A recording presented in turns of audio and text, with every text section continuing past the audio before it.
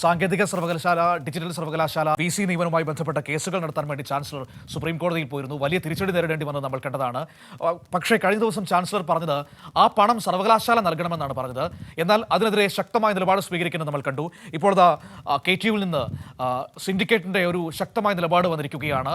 ഒരു കാരണവശാലും ഈ തുക നൽകുന്നത് അംഗീകരിക്കാൻ കഴിയില്ല എന്ന നിലപാടാണ് ഇപ്പോൾ സിൻഡിക്കേറ്റ് തീരുമാനിച്ചിരിക്കുന്നത്. ഈ തീരുമാനമെടുത്തുകൊണ്ട് VCക്ക് കത്ത് നൽകിയെന്നാണ് ഇപ്പോൾ മനസ്സിലാക്കാൻ കഴിയുന്നത്. ഇടത് സിൻഡിക്കേറ്റ് അംഗങ്ങളാണ് കത്തയച്ചിരിക്കുന്നത്. സിൻഡിക്കേറ്റ് അംഗങ്ങളായ IB സതീഷ്, സച്ചിൻ ദേവ് എന്നിവരാണ് ഇപ്പോൾ കത്തയച്ചത്. വൈസ് ചാൻസലർക്ക് അയച്ച കത്തിന്റെ പകർപ്പാണ് ഇപ്പോൾ നമ്മൾ സ്ക്രീനിൽ കണ്ടുകൊണ്ടിരിക്കുന്നത്. വിവരങ്ങളുമായി ഷീജ തിരുവനന്തപുരത്ത് എന്നോടൊപ്പം ചേരുകയാണ്. ഷീജ, വലിയ വിവാദമായിരുന്നു ചാൻസലർ കൂടിയായ ഗവർണറുടെ ഈ തീരുമാനമെന്ന് പറയുന്നത്. സുപ്രീം കോടതിയിൽ പോയി കേസ് നടത്തി തോറ്റുപോയി. ഒടുവിൽ ആ പണം സർവകലാശാല നൽകണമെന്ന നിലപാടാണ് ചാൻസലർ സ്വീകരിച്ചത്. ഇതൊരു കാരണവശാലും നടക്കില്ല എന്നാണ് ഇപ്പോൾ സിൻഡിക്കേറ്റ് വ്യക്തമാക്കുന്നത്.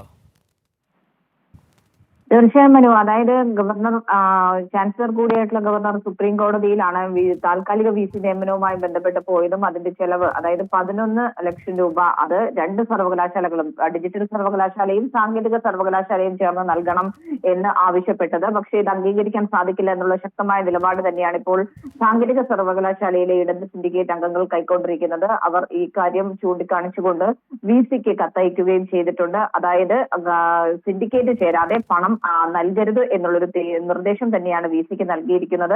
സിൻഡിക്കേറ്റിന് ചേർന്ന് വിശദമായി തന്നെ ഈ വിഷയം ചർച്ച ചെയ്യേണ്ടതുണ്ട്. അല്ലാത്ത പക്ഷം സ്വന്തം നിലയ്ക്ക് VC ഈ വിഷയത്തിൽ ഇടപെട്ട് പണം നൽകരുത് എന്നുള്ളൊരു ആവശ്യമാണ് മുന്നോട്ട് വെക്കുന്നത്.